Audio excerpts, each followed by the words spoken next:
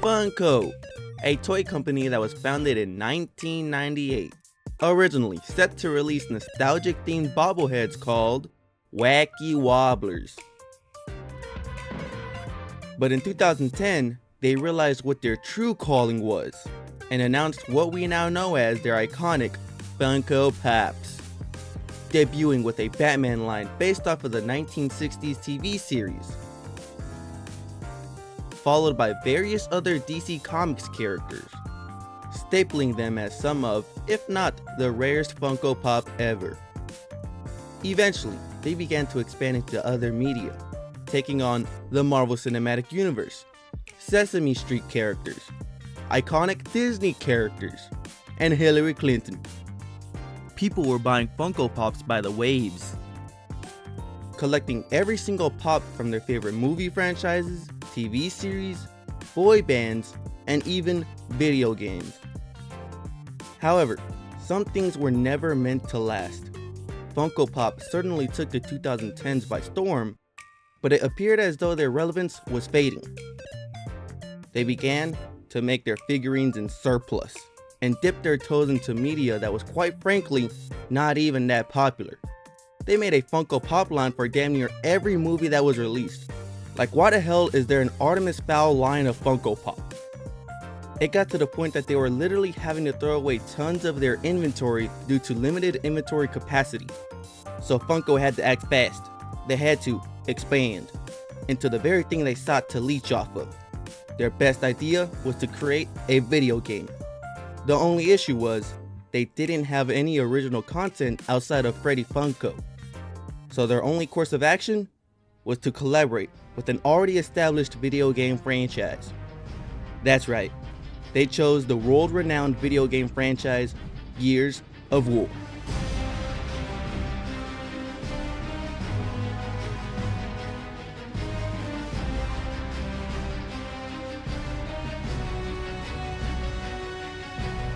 They were in the studio cooking with this one.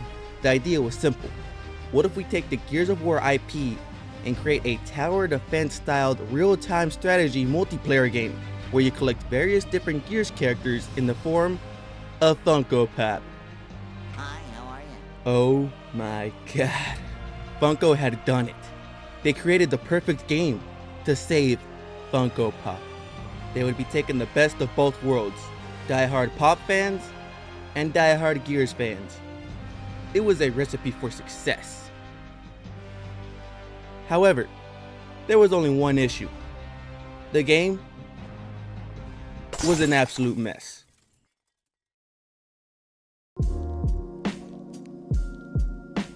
At E3 2018, Gears fans were looking forward to the Coalition revealing the next big entry into the Gears of War story, Gears 5.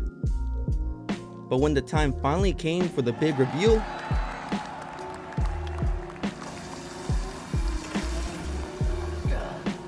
What the hell? Oh my god, I can't believe my eyes. fans were utterly shocked and disappointed by the bait and switch that they pulled. Like, what do you mean this isn't the Gears 5 reveal? What the hell is a Funko Pop? Is this Metroid Prime 4? They ended up revealing Gears 5 not too long after, fortunately. The concept of the game was actually pretty interesting. Yes, they were essentially copying Clash Royale, but what game doesn't have elements of other games in them?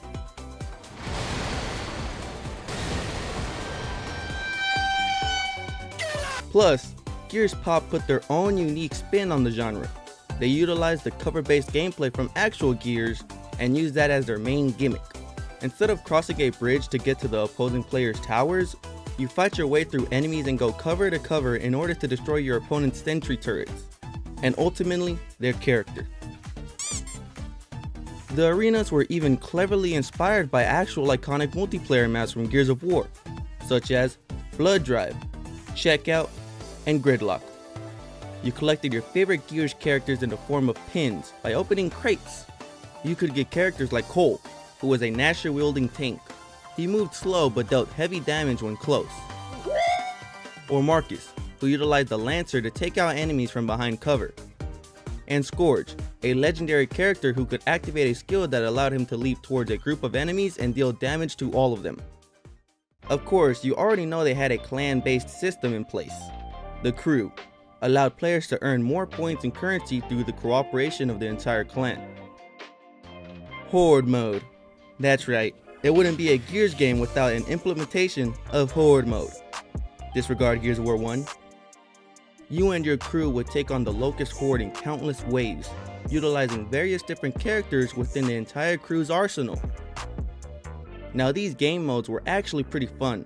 Horde mode in particular had the potential to be an all-time great multiplayer experience. Unfortunately, it would not last long. Many factors came into play here. First off, you had a dwindling product in Funko Pop that was, as stated earlier, was literally throwing away heaps of their merchandise. Sales were at an all-time low in 2023, but the genesis of that was back in 2017. Top that off by the fact that even Gears of War was experiencing a fall-off during this time. Yes, Gears of War was considered a powerhouse when it came into the gaming world, back in the 2000s. But ever since Judgment came out, the fan base had slowly been diminishing. It didn't help that the PS4 was outselling the Xbox One by 117 million units. Many of the Xbox 360 era Gears fans had switched over to the PlayStation. Gears of War Ultimate Edition wasn't received nearly as well as OG Gears, and Gears 4 wasn't as popular as the original trilogy.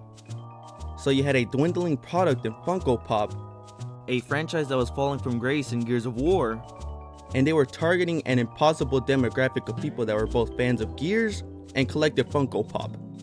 Somehow, I managed to fit that target audience to a T. But regardless of that, the game was set up for failure.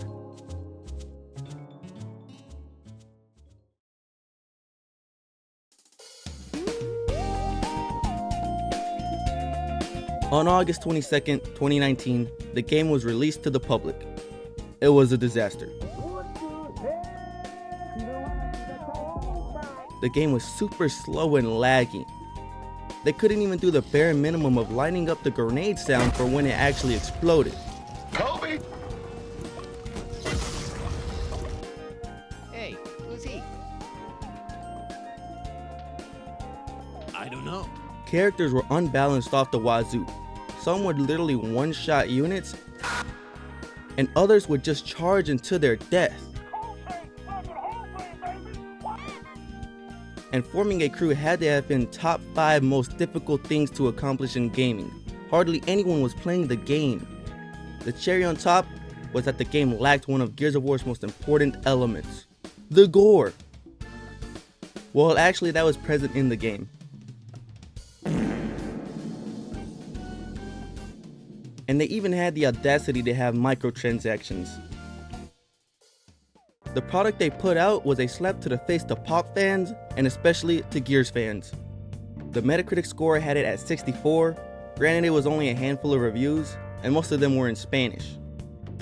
Speaking of Spanish, Mexico is probably the only reason that the game lasted for as long as it did. As many people already know, there is a big 3 in Mexico. Tacos, Dragon Ball and tacos actually, and Gears of War. The top players in the game were from Mexico, and every other player you came across had MX in their name, or something associated. However, despite all of Mexico carrying the game on their shoulders, Funko and the Coalition announced to scrap Gears Pop, and shut down all the servers on April 26, 2021, not even lasting 2 full years. It was very unfortunate because I could see the potential that the game had if they had just simply added quality of life updates. Horde mode had a certain charm to it that could have carried the game entirely on its own. And the fact that you could unlock characters by purchasing their actual Funko Pop provided a real life immersion to the game. The potential was definitely there, it just wasn't capitalized on. The game was completely removed from the app stores on iOS and Android. Now all Gears fans and Funko Pop fans have to show for it is the soulless app icon that they refuse to delete off their phone. Well gang, that's a wrap for the video. Did any of y'all manage to play Gears Pop? If so, let me know about your experience with the game, or if I missed any integral elements that made it charming, or made it garbage. Comment your thoughts down below, like the video if you enjoyed, and subscribe today if you aren't already. Babbage, out.